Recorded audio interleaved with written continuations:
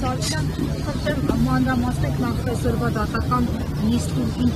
պրոցես է մեկնարկելու, ինչի համար եք այստեղ, նաև մեր լսողների համար։ Դատական նիստի ընթացքում պետք է ըստ էության պրոցեսուալ փուլով անցնենք բողոքների քննարկմանը, բայց մինչև բողոքների քննարկումը մենք որոշակի միջնորդություններ ունենք, հենց հիմա չեմ ասի, սա դատական պրոցեսի ժամանակ իմանանք, կոնկրետ միջնորդություններ կա, որոնք պետք է քննարկվի, որից հետո նոր անցնենք բողոքների քննարկմանը։ Այսինքն դատախազ ունի բողոք եւ մենք ունենք բողոք, դատանը պետք է քննարկի, թե առաջին հերթին բողոքն է ներկայացվում, դրանից ելնելով յուրաքանչյուրի բողոքից հետո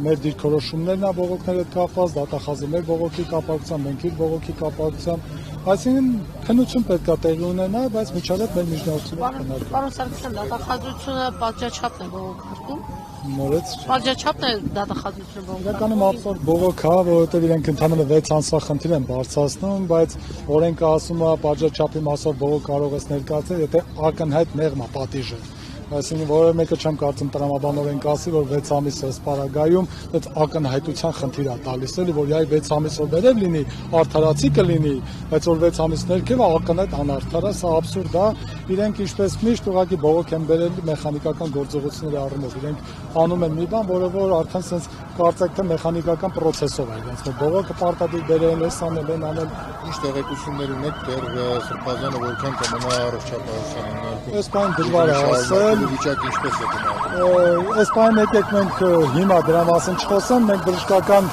հաստատուղթ ենք նաև ներկայացնելու դատարան, այնտեղ ըստ անհրաժեշտության թե որքանով կբացահայտենք, այնտեղ տեղի կունենա, այս բանը առողջականի մասին չխոսեմ, քիչ հետո դրա մասին իմանալու եք։ Պարոն Սարգսյան, մեկ հարց ևս, հայտնի է, որ Միքայել Սրբազանին հիվանդանոցում չեն տալիս հաղորդություն ստանալ, մասնակցել եք պատերազմներին, այստեղ իրավական առումով ինչ որ գործողություն կա անելու եւ արել եք։ Միանշանակ իրավունքի խախտում է այստեղ, այսինքն այն ինչ որ իրենք են անում, բոլոր հնարավոր եղանակներով օրենքը խախտում են եւ դրա հետ կապված այո որոշակի գործողություններ կա, որ կձեռնարկենք, այդ ձեռնարկվում են,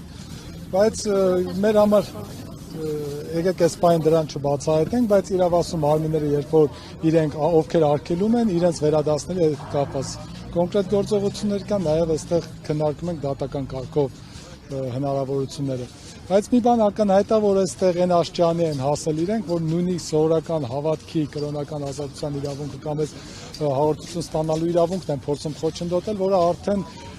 ոչ միայն իրավական չի, այլ նաև բարոյականության հետ կապված խնդիրներ առաջացնում։